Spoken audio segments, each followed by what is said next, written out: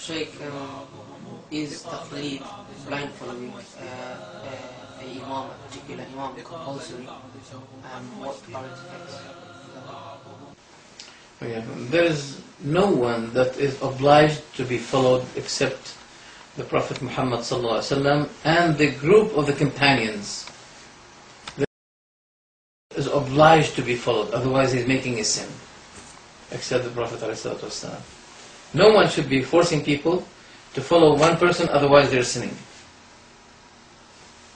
Number one. Number two, the madhabs, we have many madhabs. It is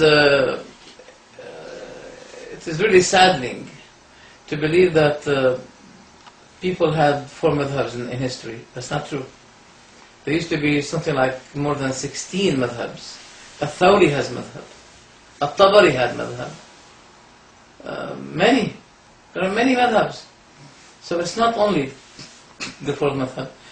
What the Ummah had been stabled on is the 4 madhabs. But before there used to be more than 4 madhabs.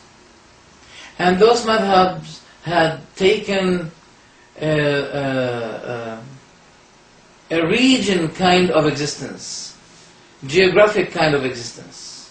For example, do you believe that there is a Moroccan Hanafi? I would say it's impossible. Hanafi person, but from Morocco or from Algeria. Never. Or a Maliki Pakistani, Shafi'i Pakistani. Never ever. It's impossible. You Pakistani must be Hanafi. What if, if I want to change my nationality and live in Morocco, well, that's something else. You may become Maliki, not Hanafi. What's going on? That's not normal. The Ummah, the Muslims, are the lifters of the truth. And they are spreading this truth. They are flourishing into the world, showing what is Islam. Is this the type of Islam you're going to show to the people? That somebody says to you, the Prophet said something, they say, well, I'm not really concerned about that. I'm not worried about what the Prophet said. I'm worried about my madhab. I follow a madhab, please. But I'm saying to you, the Prophet said, yeah, I know, but I believe my Imam. SubhanAllah. This is not a healthy phenomenon. Once I was asking the person, does Abu Hanifa make mistakes? He said, no. I said, whatever he mentioned is 100% correct. He said, yes. I said, can you show me a difference between him and the Prophet Muhammad? If he never make any mistake, if his madhab does not contain any error, any mistake, what is the difference between him and the Prophet?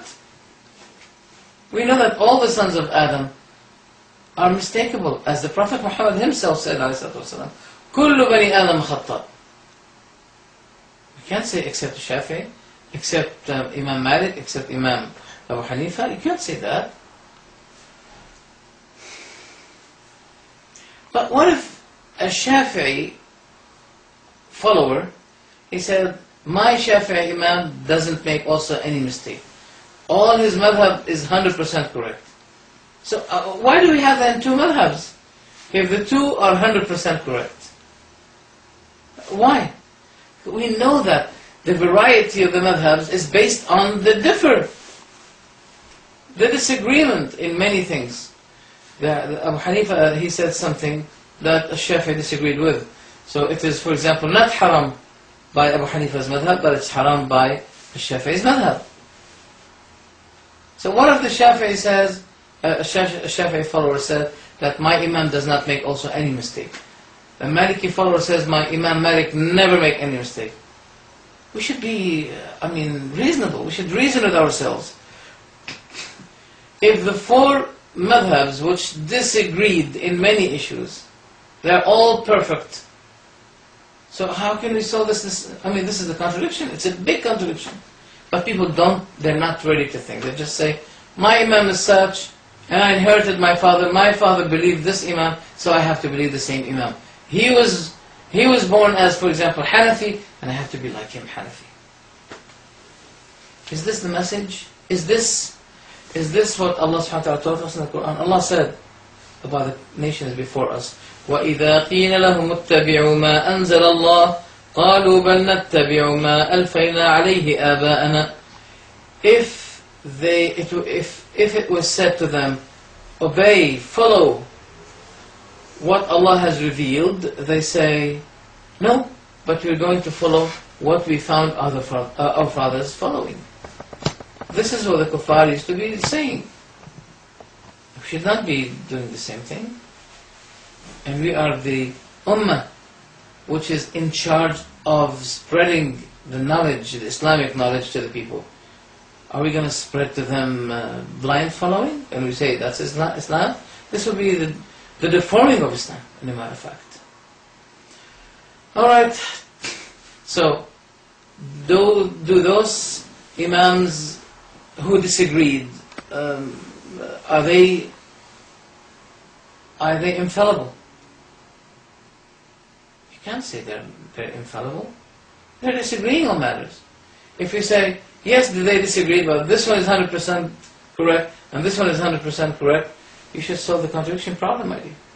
A Muslim may not be asking you about the contradiction, but you never dare to stand before a non-Muslim and say to him, they are all perfect, no mistake, but they disagree. So if they are 100% perfect, and their madhab does not contain any error, so what about the disagreement they have?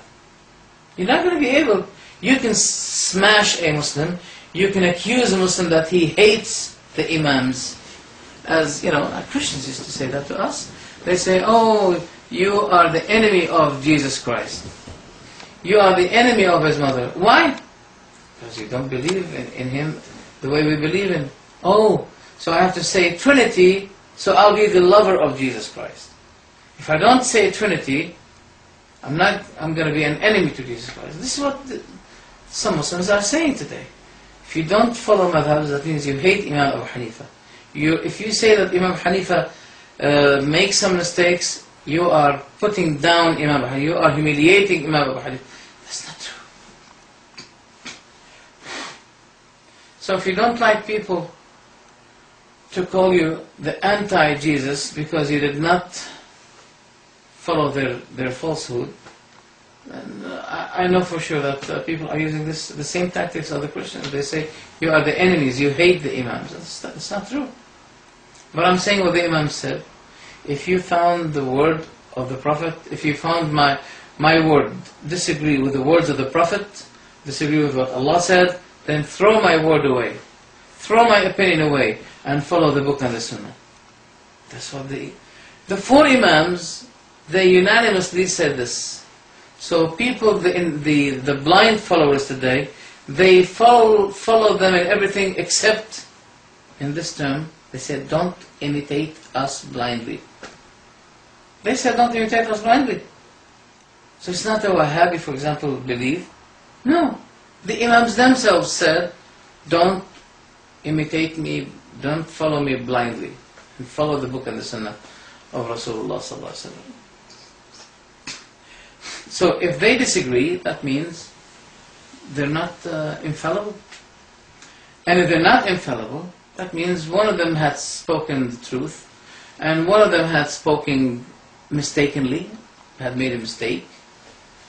And the one who made it right, he has 2 rewards. And the one who made it wrong, he has